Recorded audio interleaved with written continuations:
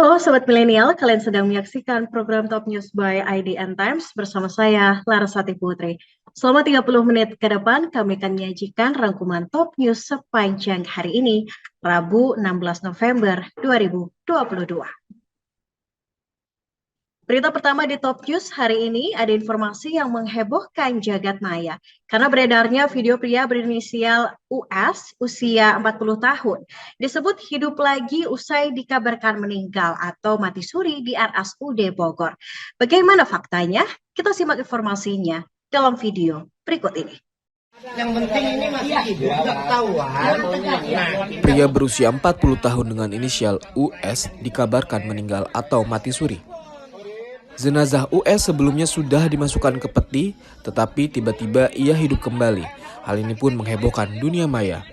Selain itu, kabar ini pun membuat penasaran publik akan kebenarannya.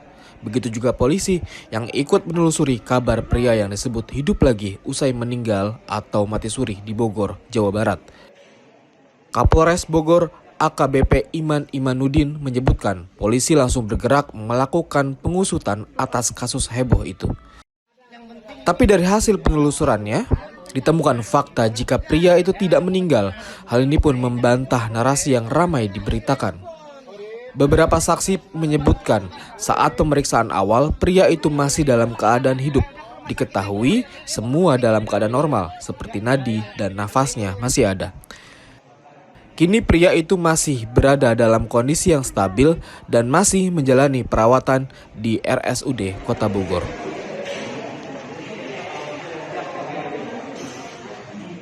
Informasi selanjutnya dari Sumatera Selatan, sebuah sepeda motor merek Honda Verza warna merah meledak setelah mengisi bensin pada Selasa kemarin. Motor Honda Verza warna merah dengan plat B6787 Zio milik Cik Mamat ini meledak setelah mengisi bensin pada hari Selasa kemarin di daerah Oku Timur, Sumatera Selatan. Peristiwa tersebut terjadi pada pukul 1 siang waktu Indonesia Barat di area SPBU BK9, Desa Mojosari, Belitang, Kabupaten Oku Timur. Usai meledak, sepeda motor itu pun langsung terbakar.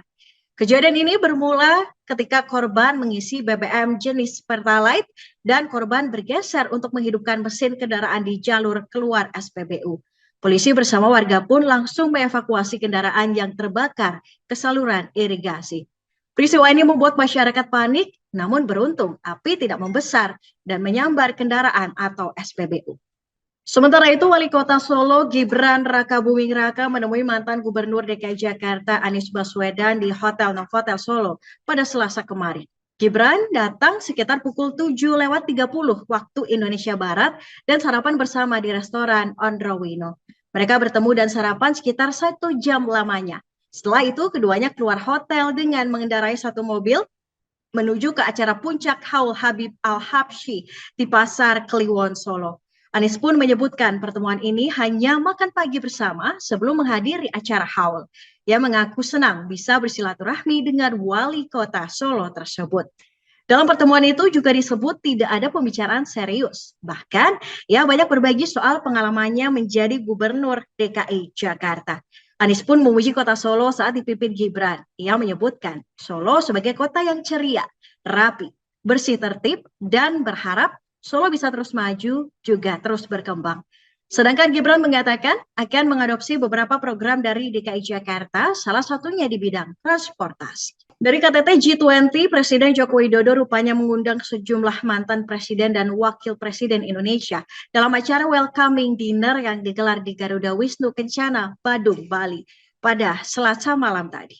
Sejumlah pemimpin negara tampak hadir dalam siaran di kanal YouTube Sekretariat Presiden. Namun ada pemandangan menyejukkan di acara jamuan makan malam tersebut.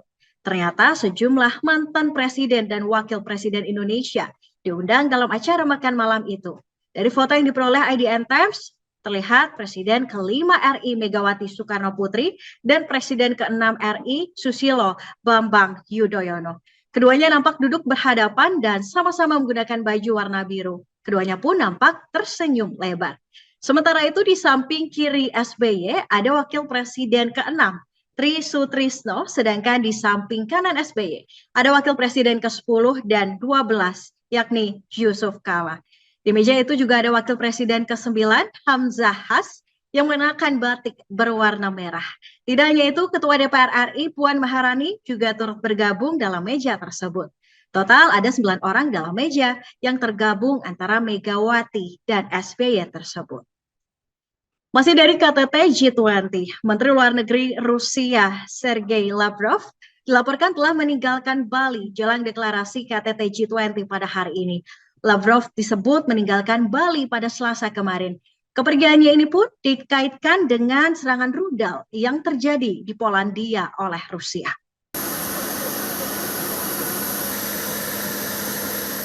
Diketahui Lavrov meninggalkan Bali pada Selasa malam kemarin. Dari pantauan IDN Times, Lavrov masih terlihat datang di jamuan makan malam G20 di Garuda Wisnu Kencana malam tadi. Sebagai gantinya, Lavrov akan diwakili oleh Menteri Keuangan Rusia Anton Siluanov untuk menghadiri KTT G20 di hari kedua.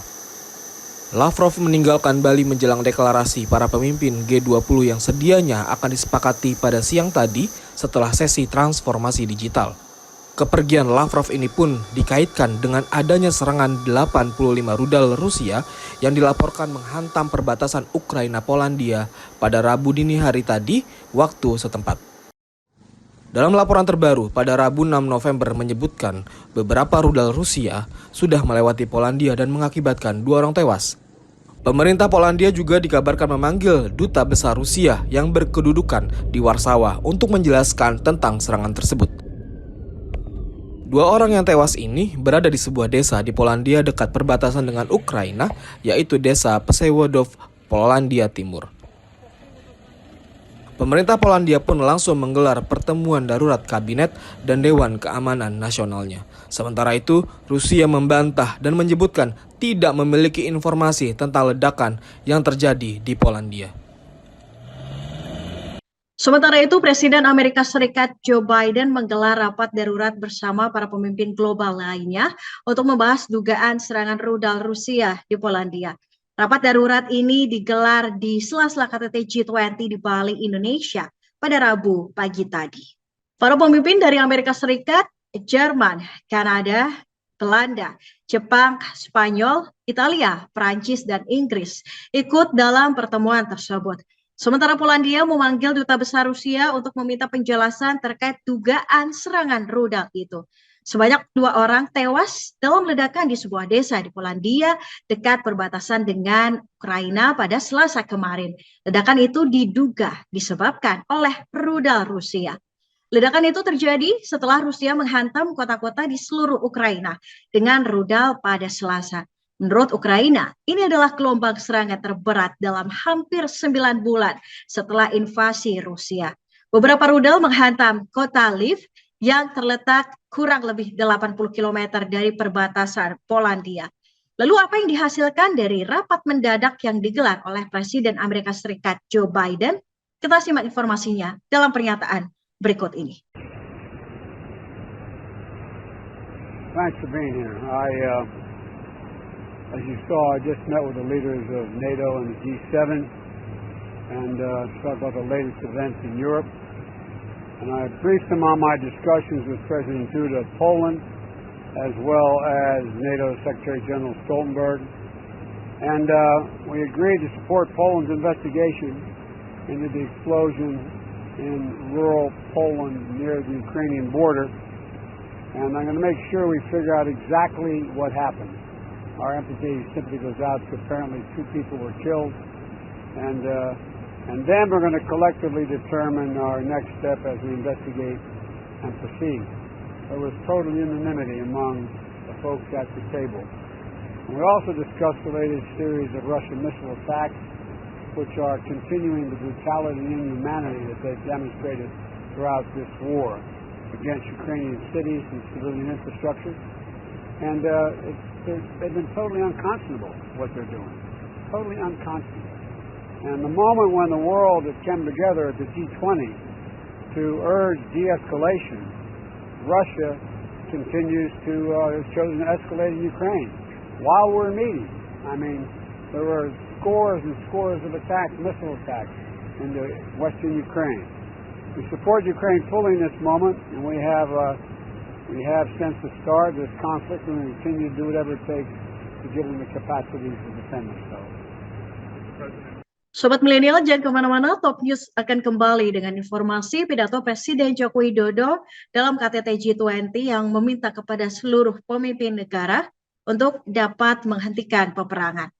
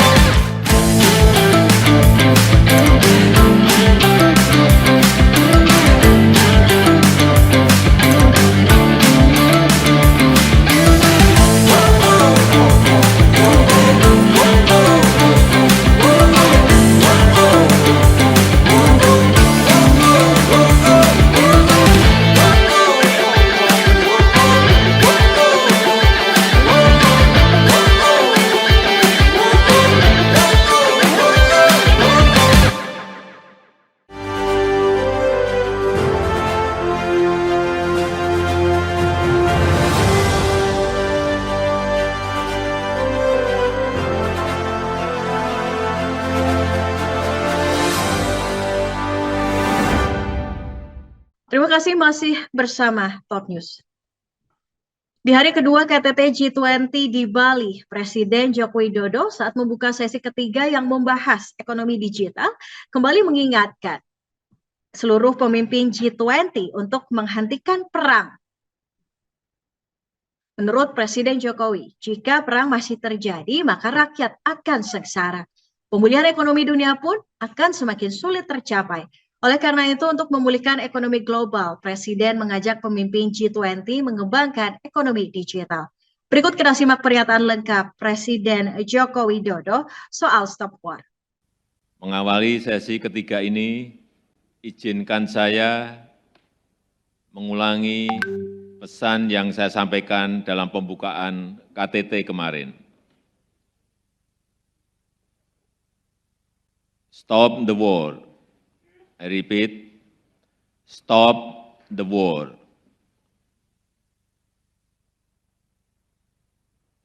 A lot is at stake. Banyak hal yang dipertaruhkan.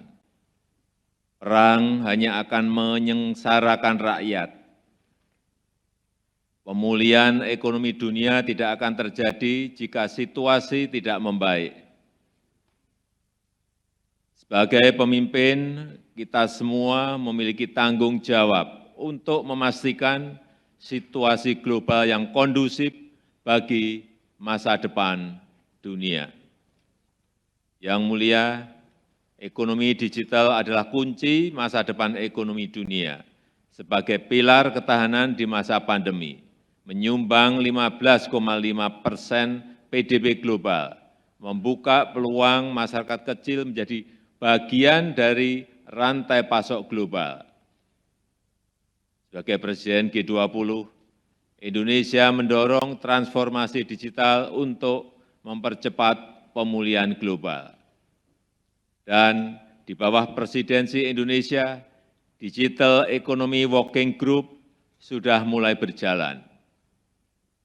Tahun ini G20 juga mendorong pengembangan startup potensial melalui Digital Innovation Network. Ada 3 hal yang harus menjadi fokus. Pertama, kesetaraan akses digital. 2,9 miliar penduduk dunia belum terhubung ke internet, termasuk 73% penduduk negara kurang berkembang. Infrastruktur digital juga belum merata. 390 juta orang tinggal di wilayah tanpa internet nirkabel. Ketimpangan ini harus segera kita perbaiki. G20 harus dapat memobilisasi investasi untuk membangun infrastruktur digital yang terjangkau bagi semua. Kedua, literasi digital. Melek digital bukan sekedar sebuah pilihan, melainkan sebuah keharusan. Literasi digital harus menjangkau semua agar dapat berpartisipasi dalam ekonomi masa depan. G20 harus dapat menggerakkan kerjasama penguatan kapasitas digital bagi negara berkembang. Ketiga, lingkungan digital yang aman. Hoax dan perundungan cyber dapat memecah persatuan dan mengancam demokrasi. Kebocoran data akibat kejahatan cyber berpotensi menimbulkan kerugian ekonomi hingga 5 triliun US dollar pada tahun 2024. Untuk itu, keamanan digital dan perlindungan privasi harus dijamin. G20 harus mampu membangun kepercayaan sektor digital termasuk melalui tata kelola digital global.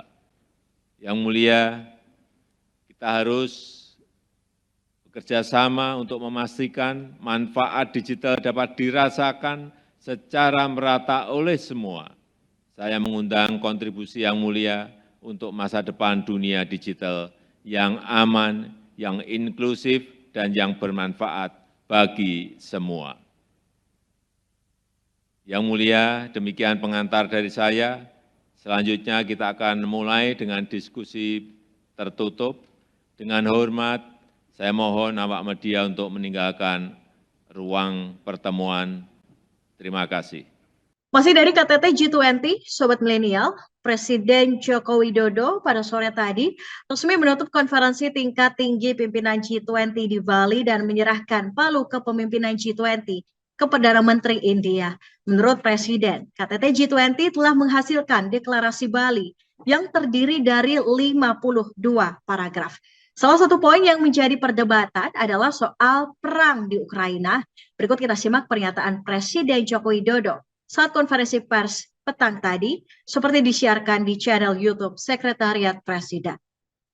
Kepemimpinan Indonesia telah berhasil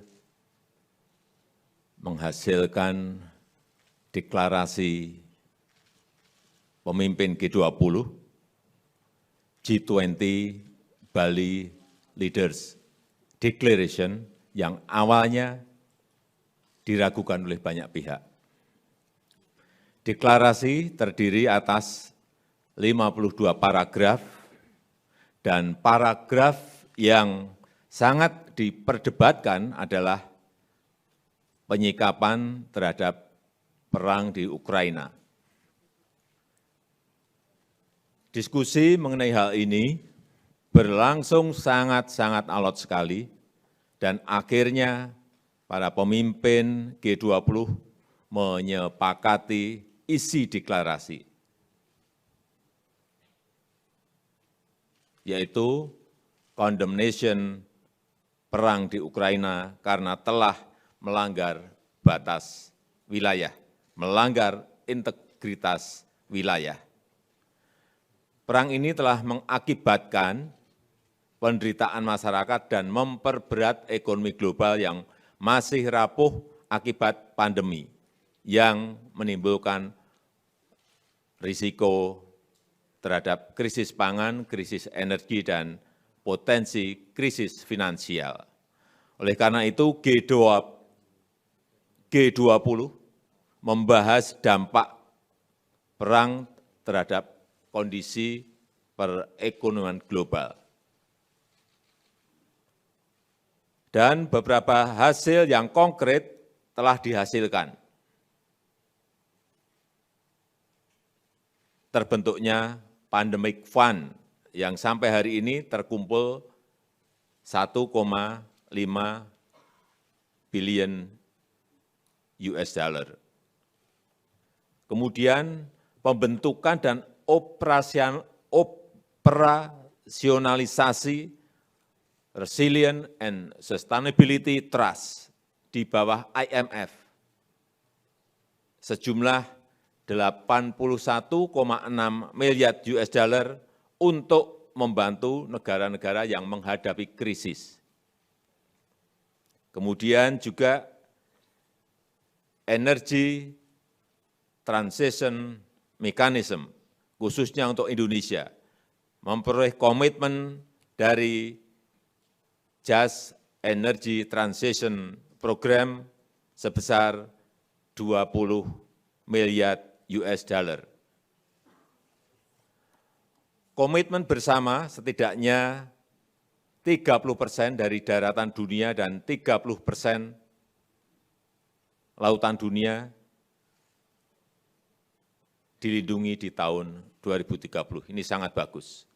Dan melanjutkan komitmen mengurangi degradasi tanah sampai 50% tahun 2040 secara sukarela. Saya kira hasil yang konkret itu, meskipun banyak sekali sebetulnya hasil-hasil yang lainnya. Saya rasa itu. Sobat Milenial, jangan kemana-mana, Top News akan kembali dengan informasi Ibu Iriana Jokowi yang mengajak para pendamping negara melihat berbagai kearifan lokal yang dimiliki oleh Indonesia.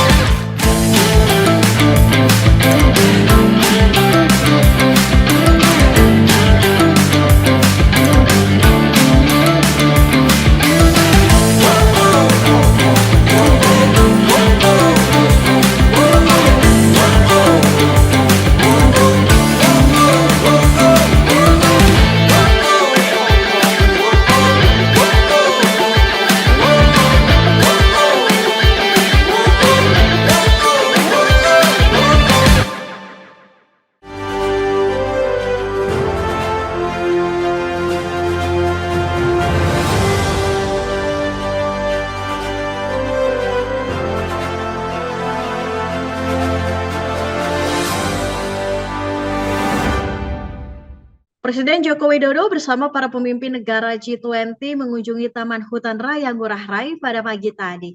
Dalam kunjungan di Tahura merupakan bagian dari kegiatan KTT G20 di bawah presidensi Indonesia. Lalu seperti apakah rangkaian dari kegiatan tersebut? Berikut kita simak informasi selengkapnya.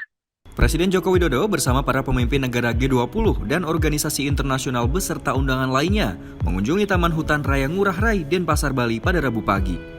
Dalam agenda tersebut merupakan bagian dari rangkaian kegiatan KTT G20 di bawah presidensi Indonesia yang nantinya berakhir pada hari ini. Mereka yang hadir juga melakukan sesi penanaman mangrove bersama di area bangunan kayu yang berbentuk elips. Penanaman mangrove bersama ini merupakan momen bersejarah yang sejalan dengan visi G20 untuk pulih bersama dan pulih lebih kuat. Mereka banyak yang kaget bahwa kita sudah melakukan sejauh ini, dan ini mereka mengatakan ini ada sebuah pekerjaan yang konkret, karena di sini memiliki kapasitas 6 juta bibit, itu baru satu lokasi. Tadi saya sampaikan, kita tahun depan akan memiliki 33 lokasi, sekarang 5 sudah selesai, yang sisanya dalam proses berjalan. Saya kira itu yang menginspirasi para pemimpin, hal-hal yang konkret yang dilakukan baik dalam transisi energi hijau maupun dalam ekonomi hijau terhadap perubahan iklim. Ya. Setelah penanaman, Presiden Jokowi dan para pemimpin melakukan sesi foto bersama dengan sejumlah pemimpin negara dan tamu delegasi lainnya. Selanjutnya, kepala negara dan pemimpin lainnya melanjutkan peninjauan rumah berkecambahan serta melihat warga lokal yang sedang melakukan penanaman dan pengisian media tanam. Masih terkait dari informasi rangkaian acara puncak KTT G20 yang berlangsung sejak Senin kemarin. Kali ini Ibu Iriana Jokowi mengajak para pendamping pemimpin G20 untuk melihat kearifan lokal Indonesia mulai dari kerajinan hingga alat musik tradisional. Berikut kita simak informasi lengkapnya. Ibu Iriana Jokowi melakukan pertemuan dengan para pendamping pemimpin negara G20 dan lembaga internasional sebagai rangkaian kegiatan KTT G20 di Sofitel Bali, Nusa Dua Beach pada Selasa kemarin. Nampak terlihat Ibu Iriana mengenakan pakaian Nusantara yang dipadukan dengan kain tenun Bali yang sekaligus menyambut langsung para pendamping setibanya di lobi kedatangan. Dalam agenda tersebut, Ibu Iriana mengajak untuk melihat dan ikut merasakan sejumlah kearifan lokal yang dimiliki Indonesia, mulai dari hasil kerajinan, kuliner, hingga alat musik tradisional. Selamat datang di Indonesia. Saya bahagia menyambut kehadiran Ibu dan Bapak di Pulau Bali. Hari ini saya ingin mengajak Bapak Ibu merasakan kearifan lokal dari Indonesia. Saya menyebutnya kehidupan berkelanjutan. Indonesia adalah negeri yang kaya akan budaya, yang memiliki keunikan tersendiri, syarat dengan filosofi dan nilai-nilai kehidupan. Musik tradisional yang menyambut Bapak dan Ibu adalah salah satu kesenian khas Bali. Alat yang bernama gamelan namanya rindu. Alat yang dimainkan terbuat dari bambu yang ramah lingkungan. Alunan harmoni suara rindik dapat membawa kita seolah menyatu dengan alam dan menghasilkan harmoni. Dalam kesempatan tersebut, Ibu Iriana mengajak para pendamping untuk melihat beragam aktivitas berbasis budaya dari sejumlah daerah di tanah air. Selain itu, Ibu Iriana mengajak para pendamping untuk melihat pameran produk anyaman dan sejumlah berbagai produk UMKM dari berbagai daerah. Informasi tadi menutup perjumpaan kita hari ini. Sobat Milenial, terima kasih sudah menyaksikan Top News. Ikuti terus perkembangan berita-berita terbaru hanya di IDN Times. Saksikan terus Top News by IDN Times setiap Senin hingga Jumat pukul 18.30 waktu Indonesia Barat, dan jangan lupa untuk mendownload IDN App. Saya Larsati Putri bersama tim yang bertugas mengucapkan terima kasih, terus patuhi protokol kesehatan, dan sampai jumpa.